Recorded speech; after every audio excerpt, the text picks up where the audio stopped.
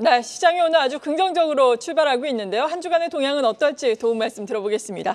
계속해서 NH투자증권 투자전략팀의 김영환 연구위원 전화로 연결합니다. 안녕하세요.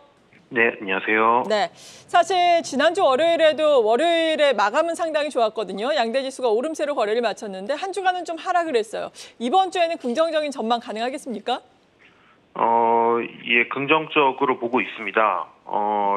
사실 지난주를 생각해 보면은 미국에서 제조업 지수나 소비 지표 이런 것들이 조금 부진하게 나타남에 따라서 미국 경기 둔화 우려가 부각이 됐는데요.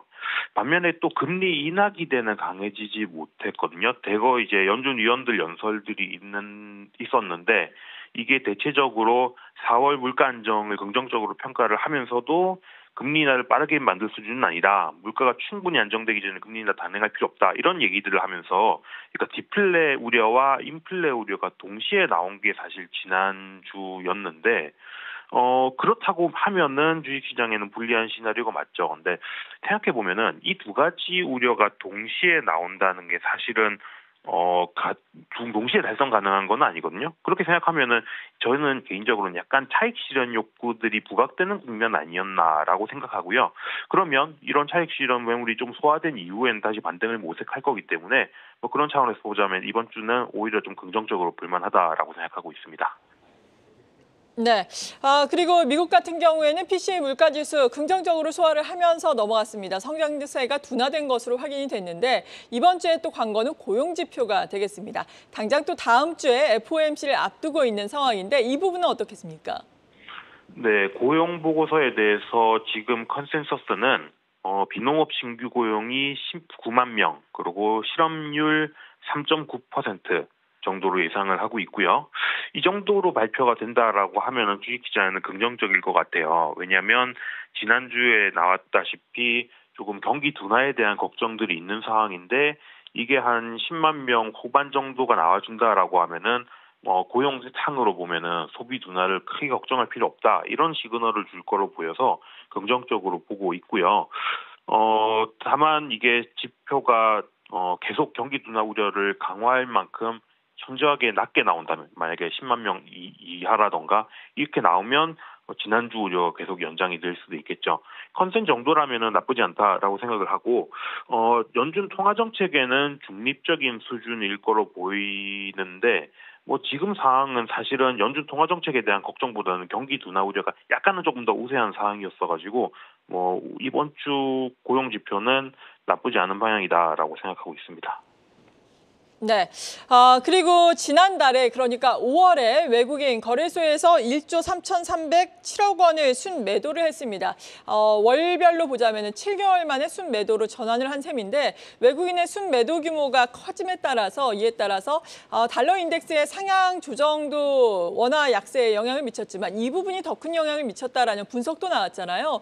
외국인의 동향은 이번 달에는 어떻겠습니까? 외국인이 사실은 작년 하반기부터 국내 주식을 굉장히 많이 샀었으니까요. 그렇게 보면은 5월 달 매도가 뭐 아주 추세가 일단 계속 꾸준히 유지가 되고 있다가 매도 쪽으로 조금 나왔다는 게 뭐 좋은 얘기는 아니겠습니다만은 이게 어마어마한 변화였냐라고 하면은 그렇지는 않은 것 같고요.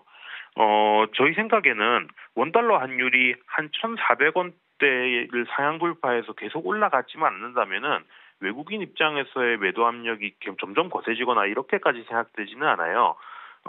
제 생각은 일단 원달러 환율이 한 상단 그러니까 그러니까 저항선이 되는 게 한 1,400원 초중반 1,420에서 1,430원 이 정도로 보고 있는데 그거를 깨지 않는 한 큰 문제가 없다라고 생각을 하고 있고 저희는 그거 깨지 않고 한 1,300원대 중후반 정도에서는 안정될 거라고 보고 있어서 그렇다고 하면은 외국인 매도 압력이 점점 더 거세지는 상황은 아닐 거다라고 보고 있습니다. 그리고 외국인 입장에서 이런 매도에서 좀 매수로 다시 전환돼 주려면은 경제 성장과 물가 상승이 모두 완만한 골디락스 환경이 계속 지속되고 있다. 이런 것들을 재확인시켜 주는 것들이 필요한데 지금 약간 그 부분이 조금 흔들리고 있는 거긴 하지만은 저희 생각에는 한 5월에서 6월 정도의 시간이 지나고 나면은 그런 부분들이 조금 더 분명해진다. 그러니까 경제도 괜찮고 물가도 안정되고 있다라는 전망들이 재확인이 될 거라고 생각하고 있어요. 그렇게 본다면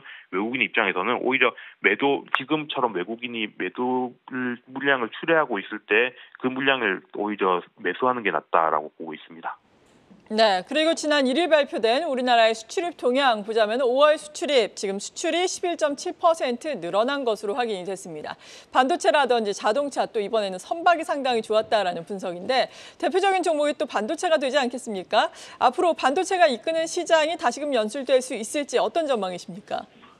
반도체는 긍정적으로 보고 있고요. 다만 이제 수출 호조가 주가에 큰 영향을 줄 수 있냐라고 하면은 수출 호조는 현 상황을 재확인하는 의미가 조금 더 커요. 그래서 추가적인 상승을 위해서는 다른 것들을 조금 더 확인할 필요가 있어 보이고요. 그 추가적으로 확인할 것들은 하나는 뭐 삼성전자가 엔비디아에서 HBM 납품을 할 수 있는지 이런 것들을 확인하는 것도 필요할 거고 또 하나는 최근 범용 반도체 가격들이 계속 좋아지고 있느냐, 거기에 따라서 반도체 회사의 실적도 같이 좋아질 수 있느냐, 이런 것들을 확인하는 게 필요한데, 주요 반도체 기업들 중에서 제일 먼저 실적을 발표하는 게 마이크론입니다. 그래서 마이크론 2분기 실적 발표가 6월 26일로 예정돼 있는데, 이런 것들을 확인을 하면서 재차 반도체의 주도력이 강화되는 시점이 다가올 거다, 이렇게 보고 있습니다. 네, 그리고 MSCI 정기 리밸런싱이 있었는데 이들 종목들 뭐 그 전에 이미 많이 올랐고 오늘 같은 경우에는 다소 조정을 받는 종목들도 있거든요. 모멘텀 소멸로 이제는 봐야 되겠죠? 예, 아무래도 리밸런싱 이벤트가 5월 중순에 결정이 되고 말일에 주가에 편입이 되니까 그러면은 이런 리밸런싱 이벤트의 통상적인 주가 패턴은 이 중순에 결정됐을 때 그 전후로 주가가 올라가고 말일에 실제로 신규 편입을 확정되고 나면은 그 다음에는 재료 선물로 해석돼서 차익 실현 매물이 출회되는 경우가 많거든요.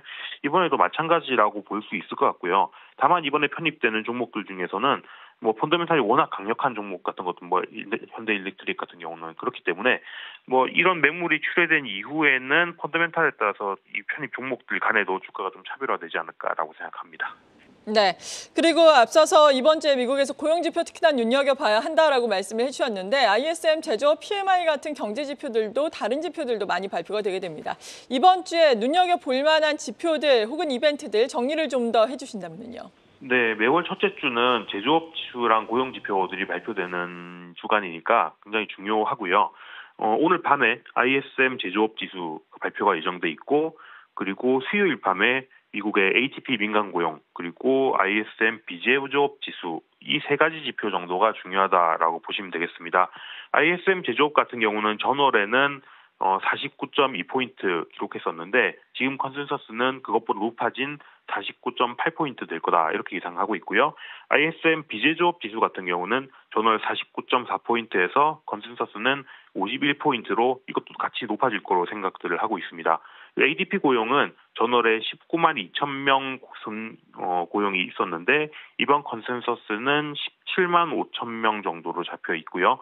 전반적으로 제조업 지수와 비제조업 지수가 올라간다는 얘기는 경기 둔화에 대한 우려를 조금 부식시켜주는 요인이라고 생각해서 저희는 긍정적인 방향으로 좀 관심을 가지고 보자 이렇게 말씀드리겠습니다. 네, 그리고 이번 주 전반적인 투자 전략을 세워주신다면요?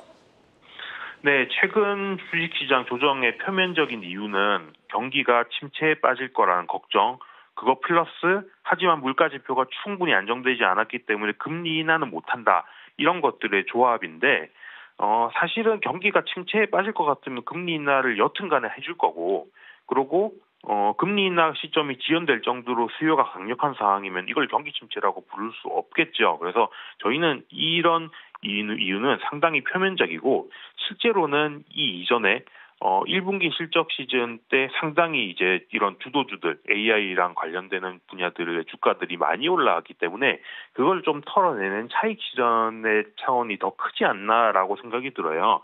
그래서 이런 차익 실현 매물을 소화한 이후에 주가가 다시 상승할 수 있고 그런 흐름들이 또 2분기 실적 발표를 하면서 이어질 수 있다고 생각하기 때문에 그런 실적 발표 이전에 오히려 지금처럼 주가 조정이 나왔을 때 이거를 매수 대응을 하자 이렇게 생각을 하고 있고요. 주도주는 달라지지 않았기 때문에 여전히 반도체가 이런 상승장을 주도할 거라고 생각을 하고 있고 그 반도체 이외의 다른 분야들을 본다면 미국에서 공급망 재편과 관련해서 투자가 일어나는 거에 수혜를 볼 수 있는 부분들, 기계라던가 아니면 조선 같은 경우도 거기에 포함될 수 있을 거고요. 이런 종목들을 위주로 보자, 여전히 그렇게 생각하고 있습니다. 네, 지금까지 NH투자증권 투자전략팀의 김영환 연구위원이었습니다. 고맙습니다. 네, 감사합니다. 계속해서 다양한 경제 이슈를 알고 싶다면 구독과 좋아요, 알림 설정 부탁드립니다. AI 캐스터 권미정이었습니다.